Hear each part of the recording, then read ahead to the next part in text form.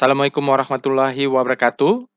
Salam sejahtera untuk Bapak dan Ibu sekalian. Bertemu kembali kita di tutorial bot-chat speedometer. Ini adalah remastering, recording ulang tutorial speedometer yang sebelumnya tidak bisa diakses karena akun YouTube-nya sudah disuspensi. Beberapa waktu lalu, akun YouTube saya yang memuat channel tutorial ini sudah disuspend oleh yang berwenang. Nah, karena tidak bisa diselamatkan, maka saya coba lagi membuat remastering lagi, recording lagi tutorialnya karena banyak yang menggunakan chart ini untuk membantu sekilas bagaimana kondisi di market dan videonya sudah tidak bisa diakses. Baik, itu dia Bapak Ibu. Jadi jangan lupa untuk resubscribe ulang ke channel YouTube yang baru. Alamatnya ada di sini ya Bapak Ibu. @YouTube YT atau ada di deskripsi video. Jadi semoga yang sempat hilang, yang tidak bisa di-recovery, bisa kita buatkan lagi tutorialnya agar Bapak Ibu bisa banyak mendapatkan kalau belajar membahas analisa saham menggunakan Delquan Board lebih punya pegangan gitu Bapak Ibu. Baik, namun begitu saya coba disclaimer dulu bahwa video ini dibuat tujuannya untuk edukasi. Disclaimer adalah trade at your own risk, Bapak Ibu, resiko ditanggung masing-masing karena bot ini adalah tutorial, hanya tool saja dan Bapak Ibu seperti yang saya sharing sebelum-sebelumnya, kalau masih ingat bahwa dalam trading itu tidak ada cara lain. Dalam trading as bisnis kita harus punya trading plan dan wajib menggunakan manajemen. Walaupun secanggih apapun toolnya membantu kita dalam membaca market, kembali lagi setiap trading kita harus punya trading plan. Itu namanya trading as a business ya.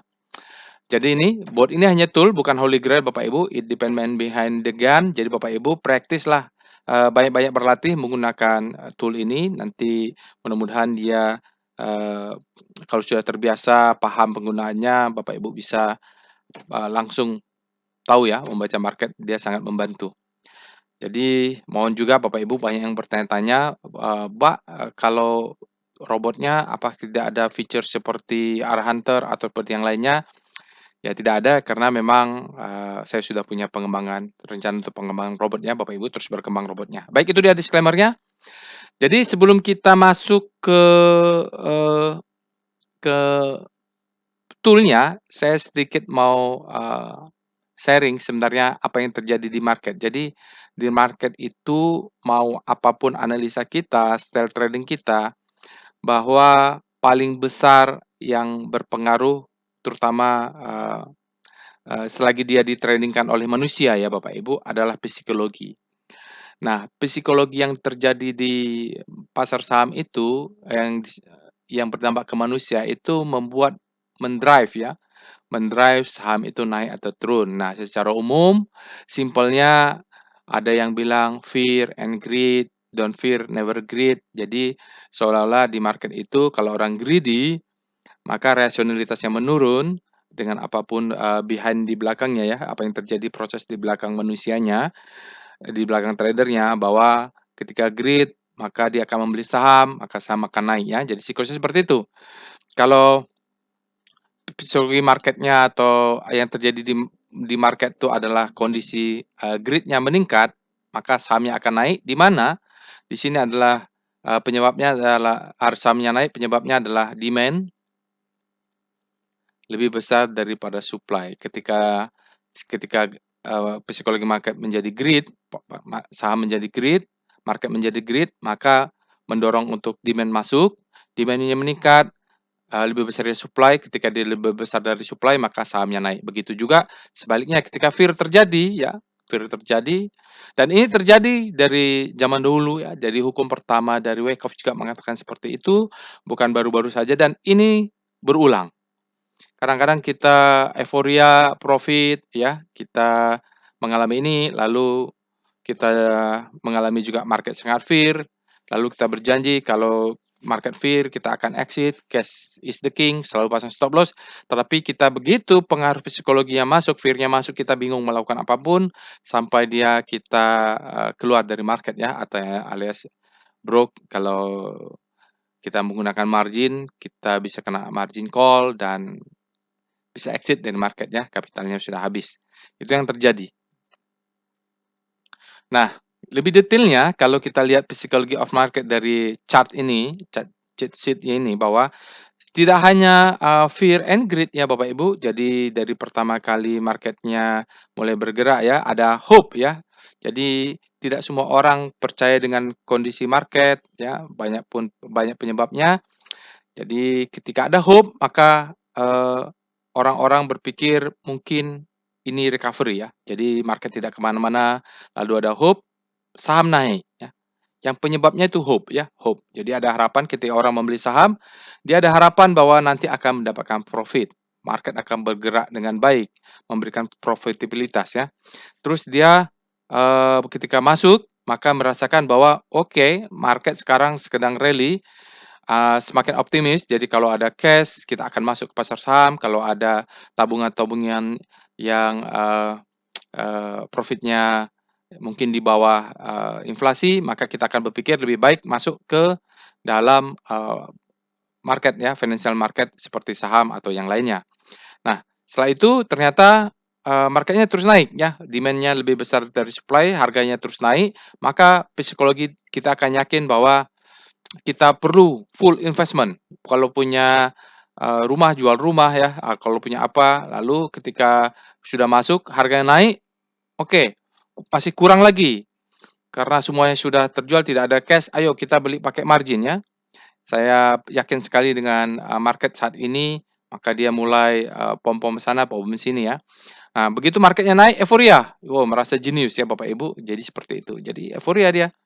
Lalu ketika yakin, akan kaya, semuanya akan kaya, maka dia akan tiba-tiba dia mengalami market berubah ya.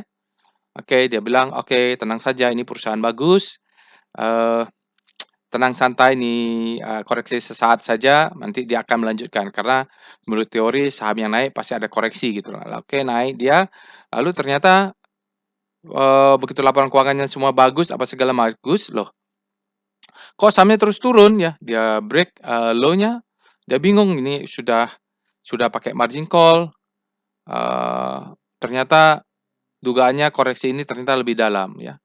Lalu turun lagi ke dalam, nah ini percaya tiba-tiba rencananya mau jadi trader, tiba-tiba oke ngomong saja Warren Buffett aja trading-nya 20 tahun ya, jadi kita harus sabar, tenang, turun terus, lalu panik lah, terus panik, setelah panik turun ke bawah, sudah tidak sanggup lagi, kena margin call, semua sudah harusnya profit, minus, lalu dia, merasa, "Oke, sudah cukuplah." Market memang isinya bandar semua, mafia semua, mulai semua sumpah serapah itu keluar ya, sumpah serapah terus, ternyata terus turun lagi, udah, siapa ini yang hantu belau di market. Jadi market itu keluarlah di sini market haram, senggol bacok. Ada yang ngomong tentang pasar saham, langsung marah gitu terus, lalu depresi, oke, banyak ini korban Bapak Ibu ya, ingin cepat kaya, apa segala macam mendengar cerita. Nah, lalu disbelief, tidak percaya ya, tidak percaya dengan market. Oke, lalu sahamnya bergerak lagi, balik lagi. Jadi memang siklusnya seperti itu, yang menggerakkan itu kadang-kadang, psikologi, euforia, dan segala macamnya. Nah, jadi siklusnya secara berulang kalau dia nggak di puncak, ya di bawah. Jadi kalau saham itu menuju puncak, ya satu saat dia akan turun. Kalau dia turun terlalu dalam, kalau memang sudah saatnya, maka dia akan naik lagi. Seperti ekonomi ya, karena market itu adalah cycle. Nah, jadi kita sebagai trader diuntungkan dengan bisa menggunakan teknik analisis, yang dicari adalah timing. Jadi bukan kita yang menggerakkan market, timingnya ya, timingnya. Itulah kelebihan kita sebagai trader dibandingkan investor. Tapi tidak hanya itu ya, jadi seperti saya jelaskan tadi, dia tidak hanya fear and greed yang terjadi di dalam, trading itu. Jadi ada optimis seperti gambar tadi, ada thrill, ya euforia, anxiety, fear, desperate, panic, dan hope ya Bapak Ibu. Jadi market cycle-nya seperti itu dan berulang-berulang ya. Jadi kadang-kadang kita sudah terjebak di fear, kita terjebak di panic, kita masuk di hope, kita masuk di fear, lalu kita masuk lagi ternyata setelah beberapa tahun kemudian. Jadi sebagai manusia memang tempatnya salah katanya ya. Oke, nah bagaimana kita mengkuantifikasi tadi? Setiap orang kan punya tool yang beda-beda. Nah, ini saya ke satu yang, mungkin lebih canggih lah ya Bapak Ibu, dan kalau saya lihat itu berbayar. Nih penjelasan dari CNN Money ya tentang ini, kita tonton dulu Bapak Ibu. lebih detail. Investors can be emotional, and you can profit from that. CNN Money's Fear and Greed Index can help. It reveals when traders are too bullish or too bearish, giving you a chance to take the other side. Here's how it works. Our Fear and Greed Index tracks 7 indicators of investor sentiment. The most well-known factor is the Volatility Index, or VIX for short. When stocks fall, the VIX usually goes higher, and the Fear and Greed Index swings toward fear. When stocks rise, the VIX goes down, and our index swings toward greed. There's also market momentum, the number of stocks hitting new highs versus new lows, and the volume of shares going up compared to going down. It's not just about stocks either. The index looks at demand for risky junk bonds, safer treasuries, and stock market options. We weight them equally to get a final reading between 0 and 100. Lower numbers signal fear and higher numbers indicate greed. But let's get back to you. How the Fear and Greed Index can make you money. Extreme fear can be a sign that investors are too worried. That could be a buying opportunity. But when investors get too greedy, that may mean stocks are due for a dip. Don't take it from me. As Warren Buffett famously said, be fearful when others are greedy and greedy when others are fearful. Happy trading! Nah, jadi jelas sekali Bapak Ibu ya. Saya awal mulai melihat, ini toolnya canggih. Cuman nggak ada untuk pasar saham Indonesia. Jadi karena saya hobinya riset, saya harus bikin seperti itu. Jadi idenya seperti itu ya. Ini adalah awal idenya. Oke. Nah, kalau kita mengacu dari filosofinya, dia mengatakan seperti ini. Apa yang disampaikan oleh Warren Buffett bahwa prinsipnya adalah jadilah fear ya saat orang lainnya greedy. Jadilah greedy saat yang lain fear. Artinya ketika saham sangat greedy naik tinggi, ini sudah indikator ekstrim. Nah, kita jual. Begitu sahamnya jatuh, ya ekstrim fear, maka kita beli.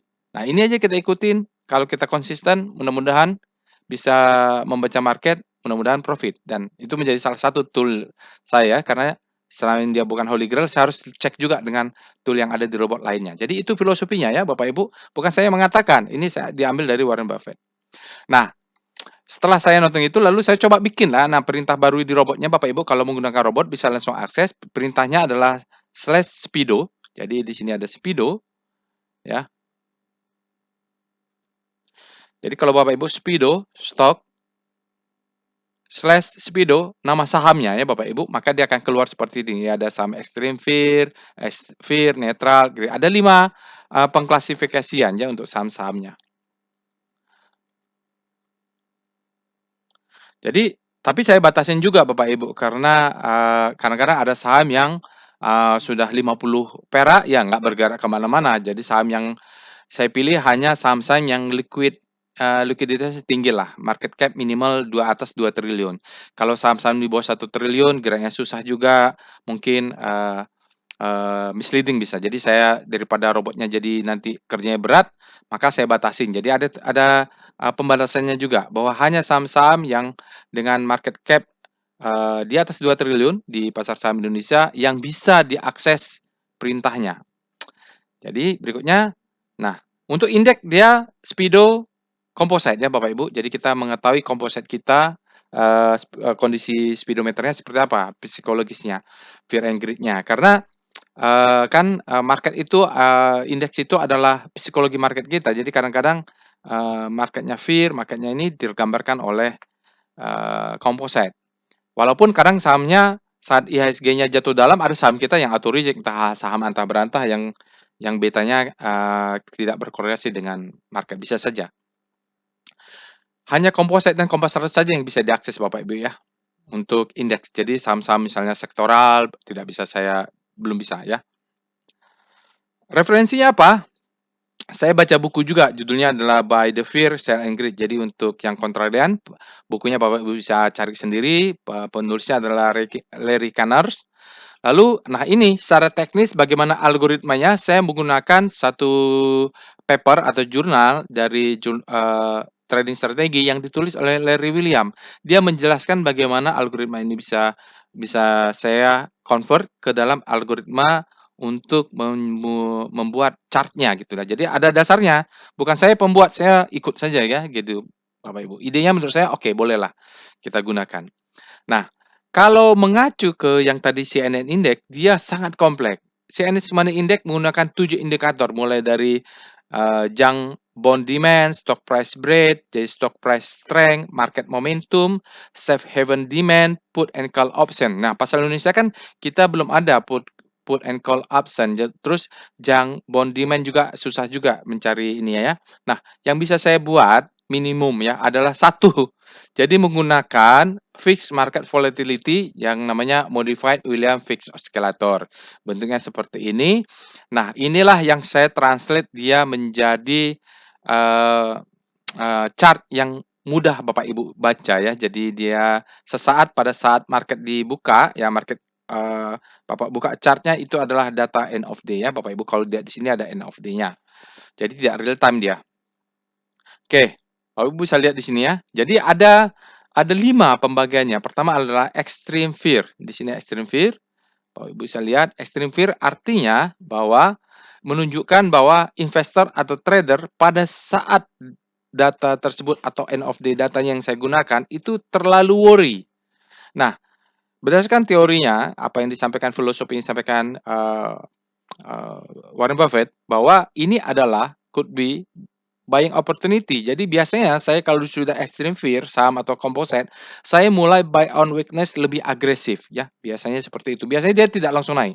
Dia 1 hari, 2 hari, 3 hari langsung naik ya. Jadi ada masa untuk akumulasinya, kesempatan untuk kita buy on weakness atau buy ketika dia sudah extreme fear. Syaratnya kembali lagi bahwa biasanya dia risknya kecil. Nah, stop loss-nya wajib dipasang.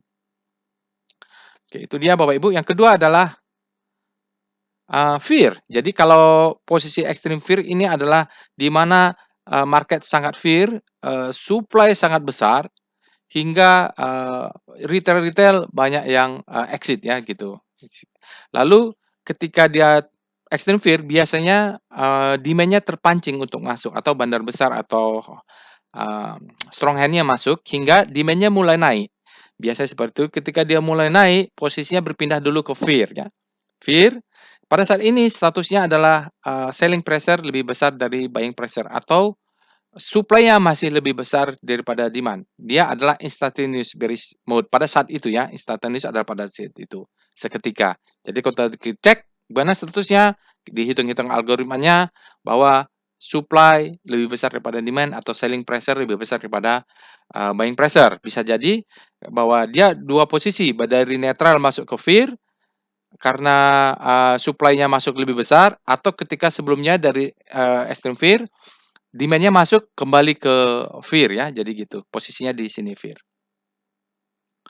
Ketika kalau dia bergerak ke tengah ya, kalau dia bergerak ke tengah, Bapak Ibu bisa lihat di sini kalau dia bergerak ke tengah, dari sini juga ke sana, lalu posisi saat ini dia ada di sini, maka netral. Pada saat netral ini, instantaneousnya perbandingan antara supply and demand-nya sama besar, hampir sama besar dalam suatu zona, buying pressure-nya sama dengan selling pressure, begitu.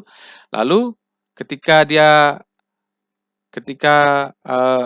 demand-nya lebih menguat, nah kalau demand-nya terus menguat, maka posisi dia ketika dari netral, demand-nya masuk, maka dia berada di grid. Pada saat ini demand lebih besar daripada supply, ya Bapak Ibu. Jadi, demand-nya sudah masuk menguasai market, ketika demand lebih besar daripada supply, harga akan terus naik sehingga suatu saat, mengalami ekstrim ya. Jadi pada suatu saat dia balik lagi ke sini. Nah, berada di sini. Nah, berada di sini biasanya kita sudah mulai apa yang dilakukan adalah cicil jual ya. Nah, jadi marketnya merasa too greedy, artinya pada saat ekstrim ini adalah menunggu, untuk koreksi. Jadi sebelum dia koreksi kita kalau bisa sell on strength dulu. Strategi di sini ketika dia di sini adalah sell on strength ya. Jadi nanti kalau kita nggak sell on strength bisa pakai strategi lah, Bapak Ibu bisa jual 10%, 20% atau cicil jual ke atas ya, piramida ke atas begini mudah-mudahan dia naik terus, nanti dia kalau turun kita buy lagi di bawah. Itu salah satu strategi yang bisa digunakan. Berikutnya ya, jadi begini posisinya adalah kalau dia di sini extreme fear, kalau dia ke atas ada extreme greed, terlalu greedy ya. Jadi osilator dia sebenarnya, fix itu ya. Jadi ketika berada di sini maka terdeteksi extreme greed, kalau berada di bawah maka terdeteksi sebagai extreme fear. Biasanya tidak langsung naik, ada 1, 2, 3 candle atau berapa candle dia untuk terjadinya akumulasi atau demand-nya masuk. Ketika di sini ya biasanya ada 1 hari atau 2 hari, supply-nya masuk untuk diguyur ke bawah. Tapi tidak lama ya Bapak Ibu. Ya. Di sini adalah di atas ini ada zona extreme greed, di bawah ini adalah zona greed ya. Jadi kalau kita lihat 40 sampai 50 sekitar 50 itu adalah netral ya. 20 sampai 40 adalah fear, kalau berada di bawah biasanya extreme fear ya. Kadang-kadang di fear dia tidak turun ke fear, dia naik lagi ya. Kadang-kadang kita beruntung ketika extreme fear dijual ya kita tunggu di extreme fear, kita beli, extreme greed kita jual seperti itu. Mudah-mudahan bisa konsisten ya. Kadang-kadang ketemu saham yang respect terhadap fix ini. Jadi fear and greed speedometer ini diupdate 2 kali sehari ya. Pertama dia tentunya diupdate secara reguler ketika end of day data. Itu datanya sudah tidak berubah ya. Kalau Bapak Ibu baca di sini end of day data ya. Nah, kedua dia dibuka tidak end of day data ya, midday dia. Closing session 1.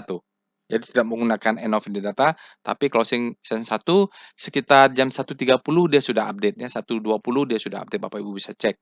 Jadi kadang-kadang dia ya sebelumnya dia extreme fear tapi siangnya sudah bergerak fear ya, ada setengah hari yang masuk. Gitulah ya Bapak Ibu. Nah, kadang-kadang kita lihat kalau pakai star rotation ada juga zona greed ya Bapak Ibu. Kalau di speedometer ada juga fear and greed ya, jadi fear and greed. Nah, apa maksudnya? Ini berbeda. Kalau Bapak Ibu pakai star rotation, dia harus pakai kalimat relatif. Relatif terhadap apa? Relatif terhadap pusat rotasinya komposit kah atau sektornya. Jadi ini ada greed bergerak relatif terhadap pusat rotasi. Kalau ini enggak, dia tadi osilator ya Bapak Ibu. Kalau dia lagi di atas, maka dia ekstrim greed. Kalau dia di bawah fixnya ya, fix osilatornya, maka dia ekstrim greed. Jadi dia tidak tergantung dengan pergerakan saham yang lain. Seperti itu. Ini relative to index, ya ini individual movement-nya menggunakan fixed oscillator. Baik, begitu dia Bapak Ibu. Mudah-mudahan update tutorial atau recording ini, remastering ini bermanfaat untuk Bapak Ibu yang kemarin bertanya. Mohon dia update lagi beberapa tutorial yang tidak bisa diakses. Sekian saja, insya Allah kita bertemu di lain tutorial. Assalamualaikum warahmatullahi wabarakatuh.